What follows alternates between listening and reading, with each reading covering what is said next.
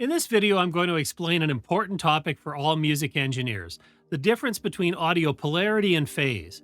Now, if you're new to this, no worries, I'm going to break this down step by step. These two terms are often confused, so let's clear things up. Hi everybody, I'm Todd, and I hope you're having a great week. Now, before we get into polarity and phase, it's going to help if you understand a little bit about sound waves. Think of a sound wave as essentially a cycle of pressures, both positive and negative. It's pushing and pulling. You can't see it, but you can hear it. Now, when sound reaches a microphone, it converts those pressure changes into a cycle of positive and negative electrical voltages in the wire. So essentially what's going down the microphone cable or a speaker wire is an electrical representation of that push and pull from the sound wave. Now, in this example, the signal begins with a positive voltage and then transitions to a negative voltage. When the waveform is above the center line, it's considered positive. When it's below, it's negative.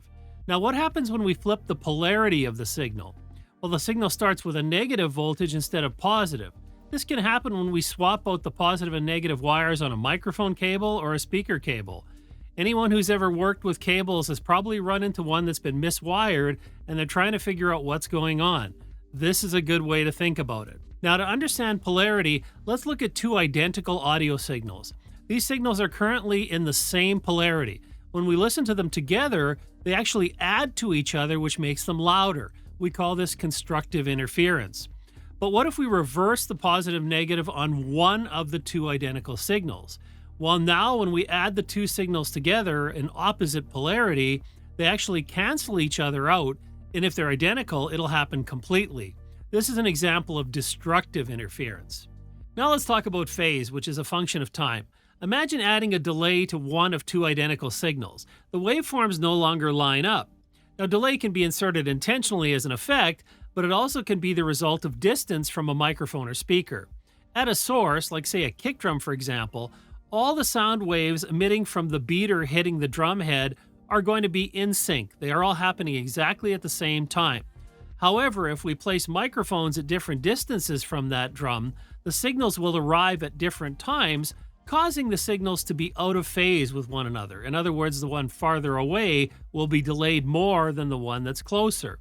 Now, this out of sync is something we can hear. Think about audio waves as cycles that can be measured from 0 to 360 degrees.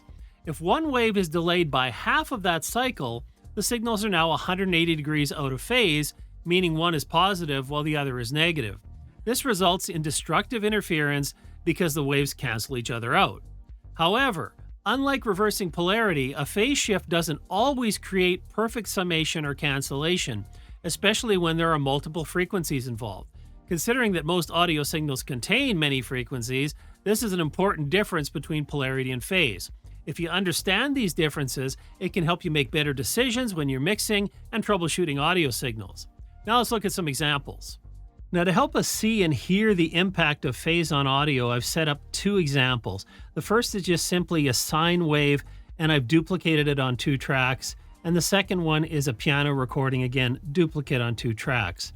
Now, to visualize this, I'm going to pull up In Phase from Waves. It's a plugin that allows us to compare phase of two signals, and I'll sample the sine wave to begin with. Okay, and so we have a visual representation of that signal here on screen, and you'll see that right now the positive peaks are lined up on the two signals because they are identical. And in fact, if we were to play them back, they are adding to one another. I'll shut one of them off and I'll play, and now I'll add.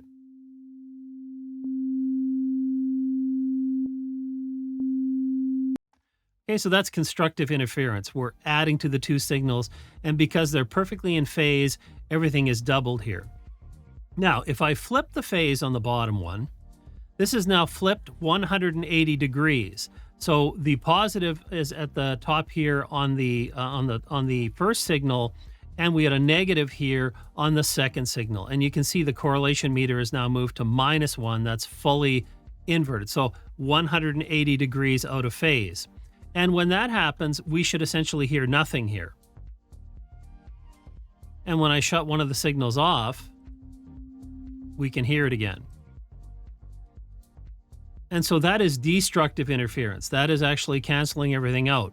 Now, it's not always fully 100% constructive or destructive. That's when we get at different distances. And so what happens when we say have two microphones, as one gets farther away, we end up with delay. So you can see here now the signal on the top versus the one on the bottom. The one on the bottom is now behind, and it's behind the difference between these two peaks. That's one way of measuring this here. In a DAW, often we'll count samples to get this figured out to be exactly however many samples of delay there are. We do that when we're setting up hardware inserts on Pro Tools, for example. So here we have that. So you can imagine as you're listening, it's going to change the amplitude of the overall sound. And that's exactly what will happen here.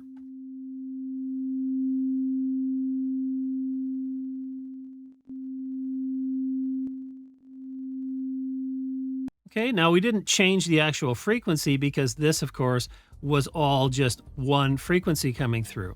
But let's change over to the piano recordings. So now I'll do the same thing. I will sample the piano recordings. First, I'll reset all this to 0. And let's go ahead and do that.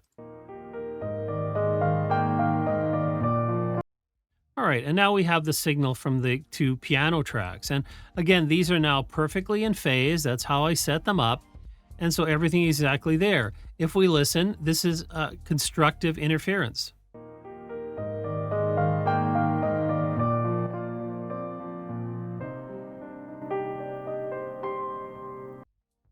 But everything perfectly in phase. If I invert them, we should hear nothing.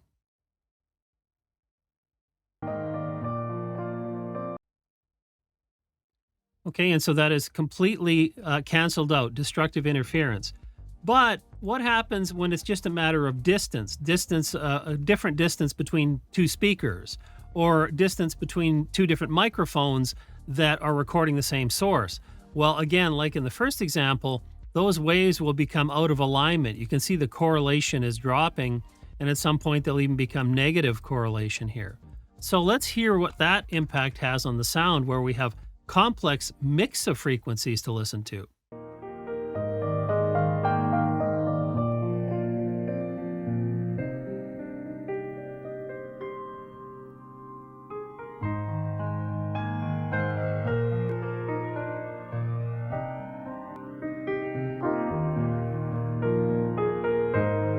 And so as you can hear, this is doing far more than simply changing the amplitude of what we're listening to. It actually has a tremendous impact on the overall sound that we're getting. And so I hope this example kind of clears it up for you and allows you to get an idea of what to listen to when things are out of phase. Understanding polarity is about positive and negative signals is very helpful when troubleshooting wiring. Phase, on the other hand, is all about time alignment, which is very crucial when positioning microphones and speakers or for ensuring cohesion when mixing. Knowing how to identify and fix issues with polarity and phase is crucial for achieving great sound. Now, I appreciate you joining me today, and if you'd like to learn more about audio, studio setup, or gear, check out one of the videos below or book a one-on-one session with me. Cheers, everybody, and I'll see you next time.